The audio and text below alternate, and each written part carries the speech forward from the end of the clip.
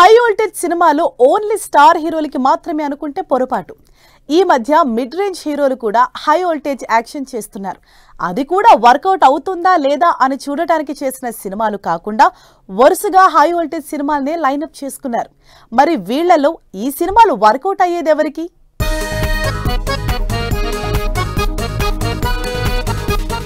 High voltage సినిమాలు అందరికీ work out అవుతాయా అంటే ఏమో, ఫస్ట్ ట్రై చేయాలిగా అంటున్నారు నాని లాంటి మిడ్ రేంజ్ హీరోలు. ఎందుకంటే పక్కింటి అబ్బాయిలా సాఫ్ట్ గా ఉండే నాని ఇప్పుడు కంప్లీట్ హై వోల్టేజ్ సినిమాల వైపు హీరోగా టర్న్ అయిపోయారు.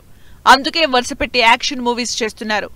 దసరా, సరిపోదా శనివారం, హిట్ 3 ఇలా వరుసగా సాలిడ్ యాక్షన్ మూవీస్ చేశారు నాని. వరుసగా యాక్షన్ మూవీస్ చేసిన నాని ఇక నెక్స్ట్ హై వోల్టేజ్ సినిమాలే అంటున్నారు.